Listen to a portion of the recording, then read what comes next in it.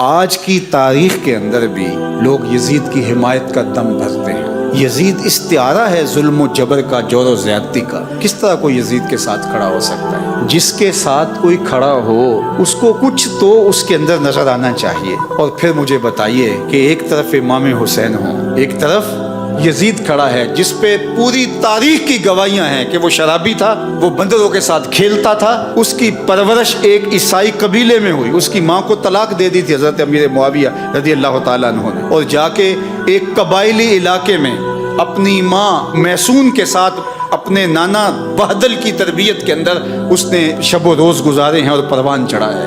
ایک وہ ہے، اور دوسری طرف جس نے حضور کا لعاب لیا، حضور کے کندھوں پہ کھیلا، آغوش میں پرورش پائی، حضور علیہ السلام کے کندھوں پہ سوار ہوا، حضور سجدے میں ہیں تو حالت سجدہ میں حضور کی پشت پہ بیٹھا، حضور علیہ السلام کی قربت کا نور پایا، جس کے گھر کا دروازہ مسجد نبوی کے اندر کھلتا تھا، وہ حسین ہے۔ اور پھر حضور نے خبر کیا دی؟ حسن اور حسین جنتی جوانوں کے سردار، سیدہ شباب اہل الجنہ۔ ایک طرف وہ کھڑا ہے جس کو حضور کی زبان سے جنتی جوانوں کا سردار کہا گیا، اور دوسری طرف ایک ایسا شخص کہ جس کی زندگی گناہوں سے، بدکاریوں سے، شریعت کی خلاف ورزیوں سے، جور و جبر، ظلم اور زیادتیوں سے بھری پڑی ہے۔ دوسری جانب وہ کھڑا ہے، میں تو نہیں موازنہ کرتا، موازنہ ہے ہی نہیں، چے نسبت خاک را بعالم پاک، کہاں حسین ابن علی اور کہاں یہ ناپاک شخص۔ اب اگر کوئی یزید کے لیے نرم گوشہ رکھتا ہے تو 100 بار رکھے۔ کنت ہم جنس با ہم جنس پرواز، کبوتر با کبوتر باز با باز۔ اب اس کا میلان اگر یزید کی طرف ہے تو ظاہر ہے گندگی کا کیڑا کدھر جائے گا؟ گندگی کا کیڑا پھولوں کی طرف تو نہیں آ سکتا، اس لیے جس کی جو جنس ہوگی اس کو وہی قرار ملے گا۔ میں کہتا ہوں تمہیں یزید مبارک، ہمیں حسین ابن علی مبارک۔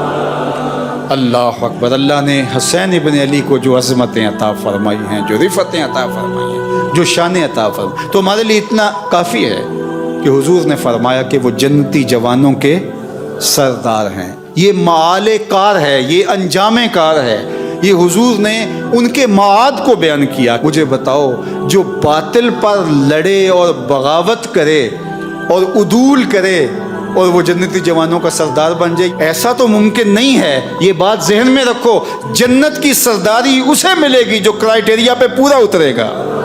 یہ رب کا نظام ہے۔ جو جنتیوں کا سردار ہے اس کے سجدے دیکھو، اس کا رکوع دیکھو، اس کا قیام دیکھو، اس کی عبادتیں دیکھو۔ کسی نے کہا کہ حسین ابن علی نے شہزادوں کی طرح زندگی گزاری اور کربلا میں آ کے شہید ہو گئے۔ او میاں، تم بھول گئے ہو 26 ہجری میں کون تھا جس نے طرابلس کی جنگ لڑی تھی؟ 30 ہجری میں جنگ جرجان کے لیے کون گیا تھا؟ کون تھا جو میمنہ اور میسرہ پہ اپنے بھائی کے ساتھ کھڑا ہوتا رہا؟ تاریخ سے تم نے کبھی پردہ اٹھا کے دیکھا ہی نہیں۔ یہ حسین صرف مسلح پہ بیٹھا نظر نہیں آئے گا، یہ کئی جنگوں کے اندر کھڑا نظر آئے گا۔ حسین ابن علی نے جنگیں بھی لڑی ہیں اور سجدے بھی کیے ہیں، اور جو سجدہ حسین نے کیا آج تک کوئی کر ہی نہیں سکا ہے۔ اللہ اکبر۔ حسین ابن علی نے سجدہ کیا ہے اور حالت سجدہ میں ان کا سر دست قاتل نے کاٹا ہے۔ ہمارے لیے باعث فخر ہے کہ ہم حسین ابن علی کے ماننے والے ہیں، اور قیامت کے دن حسین ابن علی کے جھنڈے کے سائے تلے ہوں گے۔ یہ ہمارا اعزاز ہے، یہ ہمارا فخر ہے۔ اہل بیت کا پیار کتابوں سے نہیں ملتا۔ دین مجو اندر کتب اے بے خبر، علم و حکمت از کتب دین از نظر۔ تو یہ بات سن لو، پلے باندھ لو، اہل بیت رسول کا پیار یہ تمہاری تحقیق کا نتیجہ نہیں ہو سکتا، یہ کتابوں کی کتابیں پڑھ جانے کے نتیجے میں نہیں ہو سکتا۔ اہل بیت کا پیار پاکیزہ ماؤں کی گودوں سے ملتا ہے، تو ہمیں ماؤں کی گود سے حسین ابن علی کا پیار ملا ہے۔ اور اقبال نے کہا تھا، نام تو از پدر آموختم، حضور آپ کا نام میں نے اپنے باپ سے سیکھا تھا۔ یہ کتابوں سے نہیں ملتا، یہ باپ کی آغوش سے ملتا ہے، یہ ماں کی گود سے ملتا ہے۔ اللہ تعالیٰ اہل بیت رسول کی محبت ہمارے رگ و ریشہ میں محو نفوذ کر دے۔ اور یہ بات ذہن میں رکھیے کہ اہل بیت کی محبت اصحاب رسول کے ساتھ کسی عداوت کا سبب نہیں بنتی، اور یہ بھی ذہن میں رکھیے کہ اصحاب کی محبت اہل بیت کے ساتھ دشمنی اور بغاوت کا ذریعہ نہیں بنتی۔ اہل بیت نبوت بھی ہماری آنکھوں کے تارے ہیں، اور اصحاب پیمبر بھی ہمارے دلوں کا قرار اور سکون ہے۔ اور صحابہ کے لیے اہل بیت کی محبت دیکھیے، اور اہل بیت کے لیے صحابہ کی محبت دیکھیے۔ صحابہ اگر اہل بیت کو حضور کے کندھوں پہ دیکھتے ہیں تو حضرت عمر کیا بول رہے ہیں؟ واہ واہ کیسی سواری میسر آئی حسنین کو۔ تو حضور مسکرا کے کہتے ہیں عمر سواری دیکھتے ہو، سوار بھی تو دیکھو۔ اللہ اکبر۔ اور ادھر حضرت امام باقر سے پوچھا جاتا ہے سیدنا صدیق اکبر اور حضرت سیدنا عمر کے بارے میں، تو وہ بولتے ہما امامان عادلان کانا علی الحق و ماتا علی الحق۔ وہ امام تھے، حق پہ قائم رہے، ان کا انتقال بھی حق پہ ہی ہوا ہے۔ تم نے کہاں سے دین لیا ہے؟ اقبال بولا تو کہ نشناسی خفیرہ از جلی ہوشیار باش، اے گرفتار ابو بکر و علی ہوشیار باش۔